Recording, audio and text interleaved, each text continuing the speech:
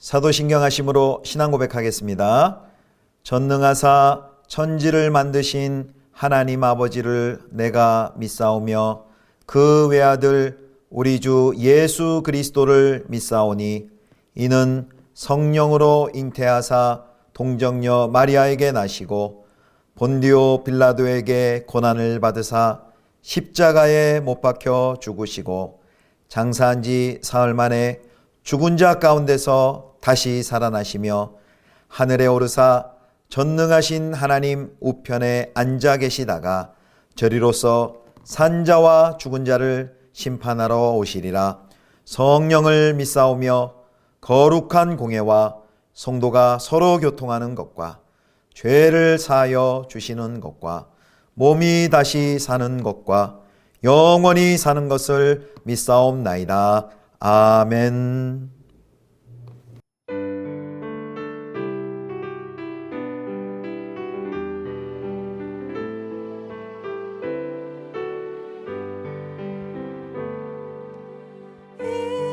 인내하신 구세주여 내가 비오니 죄인 오라실 때에 날 부르소서.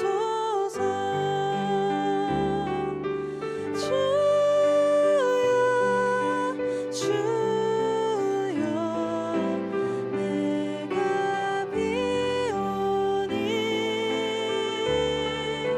죄인 오라실 때에 날 부르소서.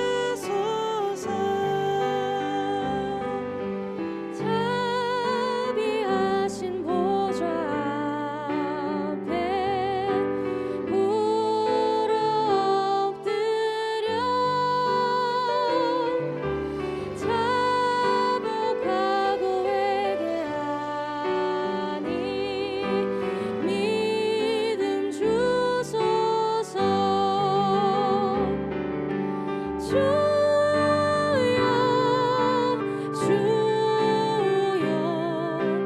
내가 비오니 죄인 오라실 때에 날 부르소서. 주의 공로 의지하여 주께 가오니 상한 마음을 고치시고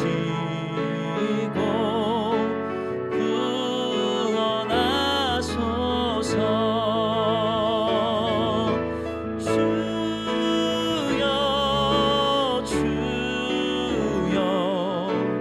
내가 비오니 죄인 오라실 때에 날 부르소서.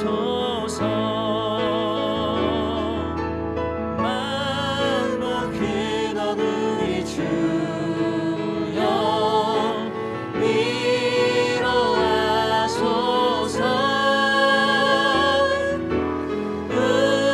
우리 주와 같으시니 어디 있을까.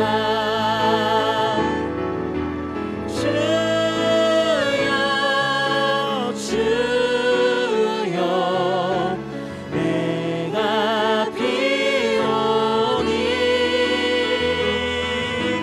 죄인 오라실 때에 날 부르소서.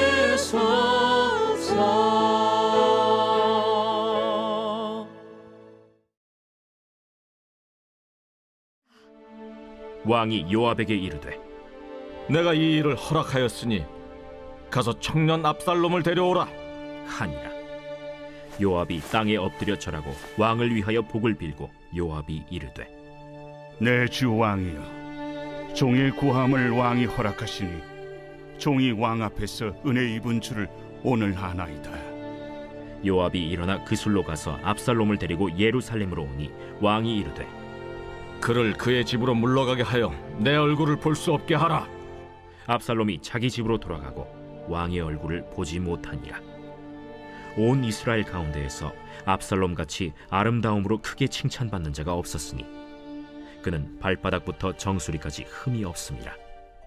그의 머리털이 무거움으로 연말마다 깎았으며 그의 머리털을 깎을 때 그것을 달아본즉 그의 머리털이 왕의 저울로 200세겔이었더라. 압살롬이 아들 셋과 딸 하나를 낳았는데 딸의 이름은 다말이라. 그는 얼굴이 아름다운 여자더라. 압살롬이 이태 동안 예루살렘에 있으되 왕의 얼굴을 보지 못하였으므로 압살롬이 요압을 왕께 보내려 하여 압살롬이 요압에게 사람을 보내 부르되 그에게 오지 아니하고 또다시 그에게 보내되 오지 아니하는지라. 압살롬이 자기의 종들에게 이르되 보라, 요압의 밭이 내 밭 근처에 있고 거기 보리가 있으니 가서 불을 지르라. 압살롬의 종들이 그 밭에 불을 질렀더니 요압이 일어나 압살롬의 집으로 가서 그에게 이르되 어찌하여 네 종들이 내 밭에 불을 질렀느냐? 내가 일찍이 사람을 내게 보내 너를 이리로 오라고 청한 것은 내가 너를 왕께 보내 아뢰게 하기를 어찌하여 내가 그술에서 돌아오게 되었나이까? 이때까지 거기에 있는 것이 내게 나았으리이다 하려 함이로라. 이제는 내가 나로 하여금 왕의 얼굴을 볼 수 있게 하라. 내가 만일 죄가 있으면 왕이 나를 죽이시는 것이 옳으니라 하는지라. 요압이 왕께 나아가서 그에게 아뢰매 왕이 압살롬을 부르니 그가 왕께 나아가 그 앞에서 얼굴을 땅에 대어 그에게 절하매 왕이 압살롬과 입을 맞추니라. 성도 여러분, 좋은 아침입니다. 하나님과 동행하는 복된 하루 되시기를 축복합니다.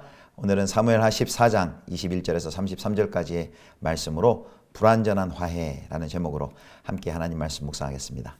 오늘 본문에서는 이제 드디어 압살롬이 귀환하는 내용이 들어 있습니다. 다윗은 그 드고와 여인의 일이, 우리가 어제 살펴본 드고와 여인의 그 일이 요압에 의해서 계획되었다는 것을 알지만은 요압에게 어떤 책망이나 언급을 하지 않습니다. 그리고 요압의 계획대로 압살롬을 데리고 오도록 하죠. 다윗이 요압의 제안을 못 이기는 척하면서 그것을 받아들이는 것을 우리가 봅니다. 다윗은 이제 요압이 청한 대로 압살롬을 예루살렘으로 데리고 오라라고 명령하자 이 요압이 구술에 가서 압살롬을 이제 데리고 옵니다.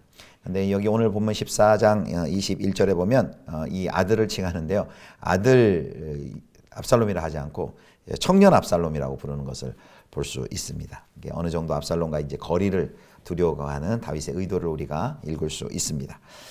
자, 이제 요압이 구술에 가서 압살롬을 데리고 왔습니다. 그러나 예루살렘에 들어왔지만 이제 다윗 왕의 명령에 의해서 다윗 왕을 아련하지 만나지 못하게 하고 그의 집에 머물게 합니다. 가택 연금을 시키는 것이죠. 자기 얼굴을 보지 않게 하라라고 24절에 보면 명령합니다. 아버지로서 아들을 버려둘 수 없어서 인정이 끌려 데려왔긴 했지만 그를 왕으로서 앞으로 이제 왕으로서 인정에 이끌려서 자격이 없는 그 아들에게 이제 왕권을 물려줄 수는 없다고 다윗이 이제 판단한 것입니다. 자, 이제 25절부터 27절에는 이제 중간에 그 압살롬의 외모에 관한 이야기가 나옵니다. 그래서 25절에 보면 압살롬은 이스라엘 가운데 이제 가장 아름다운 남자다라고 이렇게 표현합니다. 아름답다라는 표현을 남자에게 쓰네요. 마치 옛날에 캔디 만화가 보면 그 남자 주인공 중에 테리우스라고 아주 금발에 이제 머리가 막 길게 치렁치렁한 아주 콧날이 오떡한 이제 멋진 미남자가 있었는데 이렇게 아마 압살롬도 굉장한 외모, 완벽한 외모를 가지고 있었던 것 같습니다. 그래서 이런 아름다운이라는 그런 표현이 남성에게 쓰이면 그 여성적인 섬세한 외모를 가리킵니다. 그의 외모에 대해서 이런 평을 하죠. 발바닥부터 정수리까지 흠이 없음이라. 외모가 아주 출중했음을 이야기합니다. 외모가 이렇게 출중하니까 이제 온 이스라엘의 선망이 대상이 됩니다. 요즘도 뭐 외모가 경쟁력이다 이런 표현들이 이 사회 속에서도 있는데 이 압살롬의 수려한 그 외모는 그가 백성들의 지지를 받는데 아주 매우 유리한 조건으로 작용을 하였습니다. 그러나 외모는 이제 왕의 조건, 기준이 결코 되어서는 안 되는데, 이 백성들은 이제 마치 사울의 외모에 이끌렸던 것처럼 백성들은 그 압살롬의 외모에 주목을 합니다. 왕의 자격을 다 갖춘 듯 그들이 그 외모만 보고 착각할 정도이죠. 그래서 이제 이런 표현들은 그의 귀환이 이제 앞으로 다윗의 지위에 위협할 만한 불씨가 될 것임을 이렇게 암시하고 있습니다. 특별히 압살롬의 이제 외모의 표현 중에서 그가 가장 특별히 뛰어난 부분이 이제 머리카락이죠. 그래서 한번 이제 이활을 하면, 머리카락을 자르면 그 무게가 약 2.1kg 정도 된다라고 했습니다. 엄청난 무게이죠. 그래서 이제 풍성한 이런 머리카락은 아름다움의 상징일 뿐만 아니라 강한 남성의 힘을 상징합니다. 그러나 안타깝게도 사실 이 압살롬의 가장 장점인 그 외모에서도 가장 특별했던 그 머리 때문에 나중에 이 압살롬이 죽임을 당하게 되죠. 요압에게 죽임을 당하게 됩니다. 선천적인 장점이 자랑거리가 될 수 있지만 사실 그 장점이 가장 쉽게 또 나를 넘어뜨릴 수 있는 약점이 되기도 합니다. 그래서 우리가 이런 모습을 볼 때 남들보다 우리가 잘하고 특출하고 뛰어난 것 있을 때 함부로 그것 때문에 교만해서는 안 되겠습니다. 오히려 항상 겸손하고 그 주어진 장점과 은사가 남들을 위하여 쓰여질 때 그것이 우리 모두에게 생명과 복이 될 수 있는 것이죠. 자, 이제 압살롬이 귀환한 지도 2년이 지났습니다. 그러니까 그솔 땅에 도망간 지 3년, 돌아온 지 2년, 5년간 아버지 다윗 왕을 만나지 못한 것이죠. 다윗 왕을 만날 수도 없고 또 후계자로 인정을 받지 못하자 압살롬은 요압을 통해 이 난국을 타개해 보려고 합니다. 그런데 이제 자기가 돌아오게 도움을 줬던 요압이고 자기 편이라고 생각했는데 SOS를 치고 자기를 도와달라고 했는데 2번씩이나 도움을 요청했지만 요압은 2번 다 거절을 합니다. 요압이 이제 상황파악이 빠른 사람입니다. 다윗 왕을 가만히 보니까 아직도 아들 압살롬에 대한 앙금이 남아 있는 것을 확인을 하고 괜히 자기가 나서서 이 둘의 만남을 주선했다가 또 왕의 심기를 거스를 수 있다라고 판단하고 그것을 포기한 것이죠. 이 자기 편이라 여겼던 요압이 압살롬을 멀리하자 이 압살롬은 요압의 발에 불을 질러버립니다. 요압의 밭에 불을 질러버립니다. 이 모습에서 참 이 압살롬은 얼마나 이제 오만과 독선으로 또 자기가 원하는 바를 이루기 위해서는 뭐 수단과 방법을 가리지 않는 집요한 사람이다라는 것을 우리가 확인을 할 수 있습니다. 자, 자기 밭에 불이 나는 걸 보자 할 수 없이 요압이 나옵니다. 그러자 이 압살롬이 나로 하여금 왕의 얼굴을 볼 수 있게 하라라고 요압을 다그칩니다. 이 반역이라는 그 마음속에 꽁꽁 숨긴 최후의 카드를 꺼내기 전에 다윗을 만나 그 마음을 확인하려 했던 것이죠. 이 어쩔 수 없이 요압은 다윗 왕에게 가서 압살롬의 의중을 전합니다. 그리고 우리가 33절 14장 33절을 같이 한번 읽겠습니다. 요압이 왕께 나아가서 그에게 아뢰매 왕이 압살롬을 부르니 그가 왕께 나가서 그 앞에서 얼굴을 땅에 대어 그에게 절하매 왕이 압살롬과 입을 맞추니라. 이제 죽음까지도 내가 불사하겠다라는 그 압살롬의 말에 마침내 다윗이 그를 만나기로 합니다. 그리고 이제 왕의 부름을 받은 압살롬은 다윗 왕에게 나와서 이제 얼굴을 땅에 대면서 절하죠. 도망간 지 5년, 그리고 가택 연금된 지 2년, 총 5년 만에 왕을 만나고 이제 왕에게 인사하는 장면입니다. 그 모습을 보면 다윗과 그의 아들 압살롬이 입을 맞췄습니다. 입을 맞춘다는 것은 이스라엘 사람이 애정을 표시하는 인사법입니다. 그리고 이번 화에는 압살롬이 적극적으로 이제 청에서 추진이 되었습니다. 그러나 여기서 우리가 주목해야 되는 것은 이렇게 화해하러 나온 압살롬도 변화되지 않았습니다. 그가 회개하지 않았습니다.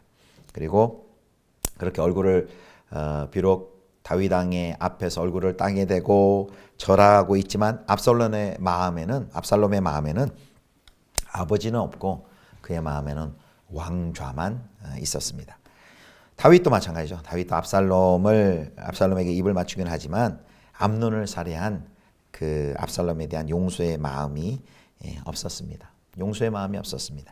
5년 만에 아버지와 아들이 다시 만났지만 감격적인 포옹도 다정한 말도 없었습니다. 다만 다윗은 화해를 의미하는 입맞춤을 했을 뿐이죠. 그러나 여기 진정한 화해가 일어나지 않았습니다. 그것은 불완전한 화해였습니다. 다윗이 하나님이 세우신 왕으로서 그 사랑과 공의를 그의 통치 가운데 실현했다라면, 그래서 사건 직후에 정확하게 암논을 죽인 압살롬에 대해서 징계를 하고 회개할 수 있도록 하고 그가 돌아올 수 있도록 타일러였어야만 했는데, 다윗은 암논이 잘못했을 때도 그랬고 압살롬의 잘못에 대해서도 선뜻 나서지 않고 방관하는 큰 실수를 범하게 됩니다. 그것은 사랑이 아니었죠. 그것은 공의도 아니었습니다. 그래서 우리는 어제와 마찬가지로 이 다윗과 압살롬과의 만나는 대목을 통해서 다시 한번 예수 그리스도의 십자가에서 이루신 그 사랑과 공의에 대해서 우리가 생각을 하게 됩니다. 요한복음 21장 이야기 보면 예수님께서 이제 부활하신 후에 자신의 제자들 갈릴리 호수에 가서 고기를 잡는 자신의 제자들을 찾아가서 그들의 허물과 배신과 죄를 다 안으시고 그들의 수치와 죄책을 다 면해 주시고 용서하여 주시고 그들을 다시금 사명의 자리로 세우시는 그 모습을 우리가 보게 됩니다. 그리스도 예수 안에서 놀라운 진정한 화해와 용서의 자리로 우리를 초대하시고 우리를 그렇게 회복해 주시는 것을 볼 수 있습니다. 사랑하는 성도 여러분, 바로 그리스도 안에 이런 온전한 사랑과 공의 그리고 참된 화해와 평화가 있는 것이죠. 저와 여러분이 바로 이런 그리스도의 사랑과 공의를 경험한 자들입니다. 이제 소망하기는 우리의 능력과 힘으로는 이런 사랑과 공의를 펼쳐갈 수 없습니다. 그리스도를 의지하여 그 십자가의 사랑과 공의를 우리가 의지하여 그 하나님의 도우심과 하나님의 능력으로 말미암아 우리의 삶의 모든 관계 속에서도 우리의 삶의 모든 영역 속에서도 하나님의 사랑과 공의가 만나는 이런 놀라운 회복의 또 용서의 화평의 역사가 저와 여러분 우리 모두에게 임하시기를 주님의 이름으로 축원합니다. 기도하겠습니다. 하나님 아버지, 오늘 다윗과 압살롬의 불완전한 화해 모습을 보았습니다. 그리스도 예수 안에서 하나님 우리를 용서하여 주시고 또 공의와 사랑을 세우심으로 하나님과 우리 사이를 완벽하게 화해시켜 주신 우리 주 예수 그리스도의 그 십자가를 우리가 이 아침에도 묵상합니다. 그리스도 안에서 온전히 회복된 저희 영혼이 우리 하나님 보내시는 모든 자리, 모든 관계 속에서, 모든 삶의 영역 속에서 이 십자가의 사랑과 공의가 하나님 이루어지는 것을 볼 수 있게 하여 주시옵소서. 우리를 하나님 그렇게 평화의 대사로 하나님께서 인도하여 주시고 또 사용하여 주시옵소서. 우리 구주 예수 그리스도의 이름으로 기도드립니다. 아멘. 주기도문 하시겠습니다. 하늘에 계신 우리 아버지여, 이름이 거룩히 여김을 받으시오며 나라의 임하옵시며 뜻이 하늘에서 이룬 것 같이 땅에서도 이루어지이다. 오늘날 우리에게 일용할 양식을 주옵시고 우리가 우리에게 죄 지은 자를 사하여 준 것 같이 우리 죄를 사하여 주옵시고 우리를 시험에 들게 하지 마옵시고 다만 악에서 구하옵소서. 대개 나라와 권세와 영광이 아버지께 영원히 있사옵나이다. 아멘.